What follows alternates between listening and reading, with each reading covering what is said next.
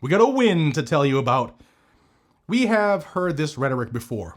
A state tried to quietly turn unfinished pieces of plastic and metal into firearms overnight. And just like that, thousands of law-abiding Americans could have been turned into criminals. But after years of fighting this, this state just backed down. They didn't lose in court. It wasn't ruled unconstitutional. They just quit. Because the process is the punishment. And today, we're going to break down exactly what happened, why it matters nationwide, and what this means for you moving forward. Hey everybody, my name is Jared. This is Guns and Gadgets, your home for Second Amendment news, constitutional analysis, and real-time updates on the fight for our rights. It doesn't end. It never ends.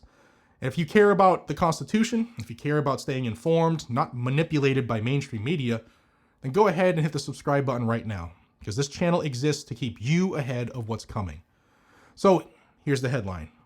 Firearms Policy Coalition, along with several industry partners, has just forced the end of the Pennsylvania State Police policy targeting what they called partially manufactured receivers.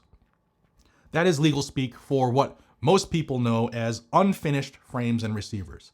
And if that sounds familiar, it should, because this is the same category of items that politicians and bureaucrats have been trying to rebrand and regulate nationwide. Now let's rewind this back to 2019. The Pennsylvania State Police rolled out a policy that essentially said, these unfinished receivers, yeah, we're going to treat them like full firearms. Don't care if you like it or not. No legislation was passed, no vote from elected representatives, just a policy memo. And suddenly, your constitutional rights changed. And that triggered a lawsuit from multiple plaintiffs, including manufacturers like Polymer 80 and advocacy groups like Firearms Policy Coalition. And I'll stop here and say, support those that support you. You can join and donate to Firearms Policy Coalition. You can use the QR code that's floating above one of my shoulders, depending on where I put it. There's a link down below. You can click as well. And you can also support them by visiting today's sponsor, Blackout Coffee. We make the FPC Patriot Roast, and we do it in whole bean like this, or ground and K-cups. And when you buy each and every item you buy of FPC's roast, we give $2 for each item right back to them to sue the government. So you can support my company, which supports this channel, and in turn support FPC and help us help them sue the government.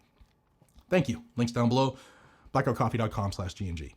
Now here's the key moment here. In January of 2020, the court stepped in and issued a preliminary injunction, meaning the state was immediately blocked from enforcing this policy. And that injunction held for years, which is rare. Now, fast forward to this week in 2026, and this is where things get interesting. We now have the official stipulation filed in court. And here's the bombshell. The Pennsylvania State Police formally revoked the policy. Not modified, not clarified. Gone, revoked, period. None of them were charged with violating any civil rights, though. Perfect world, I'd charge the colonel of the state police or superintendent, whatever his title is, charge him. But let me break down exactly what this means in plain English. According to the filing, the policy is no longer in effect, the case is considered moot, and the injunction blocking enforcement is lifted, not because the state won, but because there's nothing left to enforce. The policy's gone. And most importantly, the state agreed to walk away. Now, let's talk about why this is a big deal. Because this wasn't just about Pennsylvania, this was about a broader strategy we've seen across the country. Regulate first and then ask questions later. Agencies attempt to redefine terms, expand authority, criminalize previously legal conduct, all without legislation. And in this case, they got challenged, and instead of defending what the policy was all the way through, they folded like a house of cards. Now this is important for you to understand, because the plaintiffs didn't just argue politics, they argued law. They challenged whether the state had statutory authority, whether the policy violated due process, and whether it conflicted with existing definitions of firearms. And when the court issued that injunction back in 2020, it sent a clear message that you do not get to make up rules like this. And the fact that the state allowed that injunction to stand for years without winning tells you everything. Here's the part that they don't want you to notice. There was no press conference. No admission of wrongdoing, no charged people for violating citizens' rights, and no headline saying we were wrong. Instead, they did what governments often do when they lose. They quietly revoke a policy, they tuck their tails between their legs, and then they cower away like the bunch of cowards they are.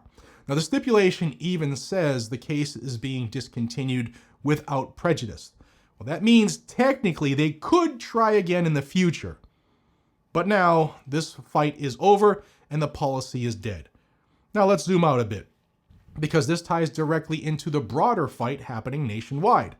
We've seen federal agencies like ATF try to redefine receiver, and we've seen states attempting their own versions of ghost gun bans, and we've seen constant pressure to expand regulatory authority, all without Congress. And this case is a reminder of something critical. When challenged properly, these policies do not always hold up, and sometimes they don't even make it to the final ruling, because the government knows it's on shaky ground. Now, let's bring this back to the Constitution. The Second Amendment doesn't just protect finished firearms, it protects the right to keep and bear arms. And historically, that includes the ability to acquire, the ability to build, and the ability to maintain. The idea that the government can suddenly redefine raw materials into regulated firearms, well, that's not rooted in history, that's rooted in stupidity. And that's modern regulatory expansion for you. And under the text, history, and tradition standard from cases like Bruin, there's a problem right there for the government. Now, let's be real for a second, because this doesn't mean the fight is over. It means the battle's won, because as you've seen, policies can come back in new forms. Different states might try similar tactics. Federal agencies are still active in this space. And I just dropped a video about that, how Second Amendment Foundation is going for the jugular on that. But this also proves something equally important. Legal resistance works. Standing your ground matters. And forcing the government into court changes the game. At the end of the day, this is exactly how the system is supposed to work. Government pushes, citizens push back. Courts step in, and when the government overreaches, it gets stopped. Not always loudly, not always quickly, but eventually it does get stopped. Guys, I wanted you to understand what actually happened in Pennsylvania, because this same strategy should be used in all the states that have frame and receiver ghost gun type rules. And we've won here in Pennsylvania. We might be just about to win federally, so this could be a good momentum starting here this week.